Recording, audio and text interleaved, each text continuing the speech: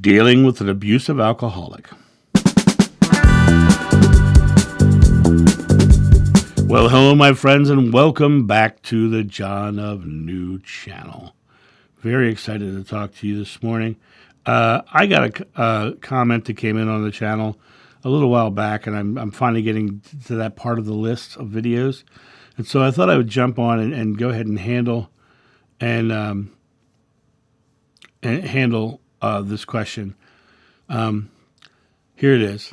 I wish you would cover how to keep your spirituality when dealing with a family member who is an abusive alcoholic. Example, brother or child who is verbally aggressive and stays in an inebriated state. Okay, there's a couple things I can talk to you about, but before I say anything else, if you are in an abusive relationship in any form, you should do your best to get out of it, because you're not loving yourself by staying, and it's not helping that person by you staying there to be someone to abuse. If you're in an abusive situation, seek help. Go find someone who can help you get out of that situation. Number one. Number two, your family member who is the alcoholic is medicating their own fear. That's what alcoholism is they've associated alcohol as the thing that makes them, quote unquote, feel better or feel powerful.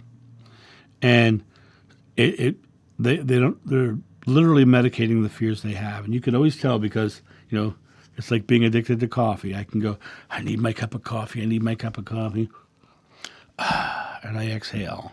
I allow myself to release my fears and my anxieties. And so I now have associated coffee with the thing that I need to solve my problem, right? But I can quit coffee anytime. I've done it 1,000 times. So if they're verbally aggressive, confronting them, especially in an inebriated state, is going to escalate it. And you'll continue to escalate it until it goes from just being verbal to being physical, because that's the natural progression of a passive-aggressive or even just straight aggressive behavior. It goes to an argument, and it raises and raises and raises until it has to bypass the verbal argument and get into the physical.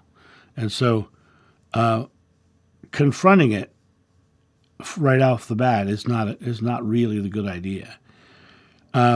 Understanding that they're in fear and they're in anxiety and they don't feel like they have the power without the alcohol is the biggest thing. And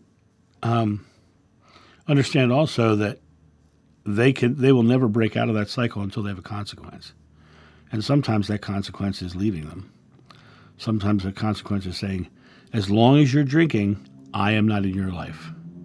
And that sounds harsh, but I can tell you, I have multiple stories in my life where I have been the one person who has given the consequence to someone, and that consequence changed their life.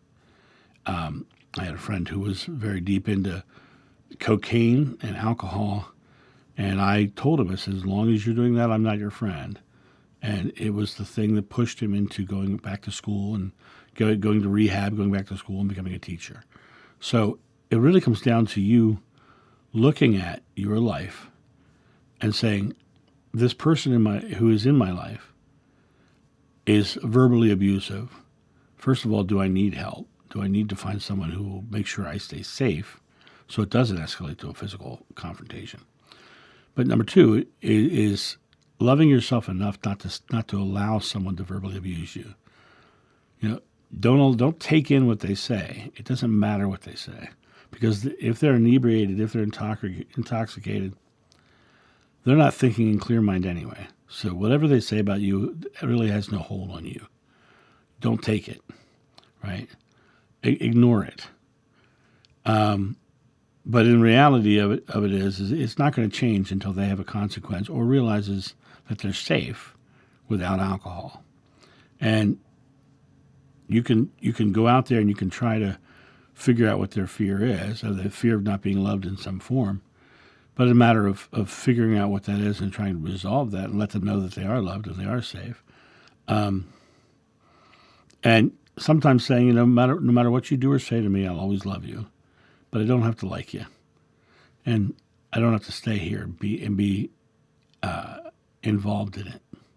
I have a sister who lives in Florida. She left our family a long time ago.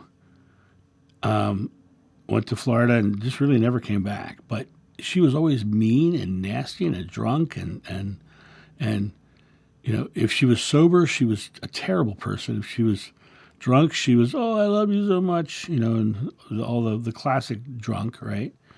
And not, the drunk wasn't believable, and the person she was this bitter individual, and the alcohol made her feel better, and it was just like she sequestered herself to Florida, and we talked to her maybe once a year, maybe. We invite her up to family reunions, she doesn't come. It's okay.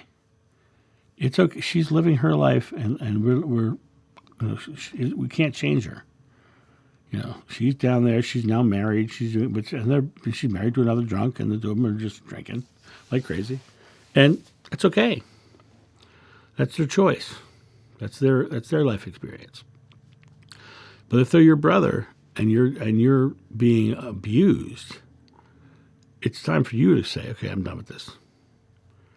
And say, no matter what you do or say, I'll always love you, but I don't like you, and I'm not going to stick around for you and let you abuse me like this, and leave.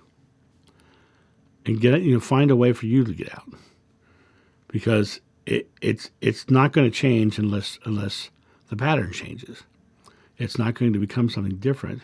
And sometimes the most loving thing you can do is be the consequence.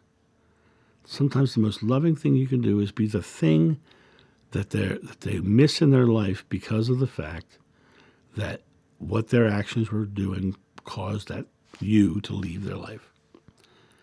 And so that's my thought on this. You guys have a great day, and I'll talk to you soon. See ya. Bye. Thank you so much for watching. The John of New channel is solely funded by your generous donations and purchases of private readings and merchandise. To help out, go to johnofnew.com or use the donation link in the description below. Don't forget to like, subscribe, and share.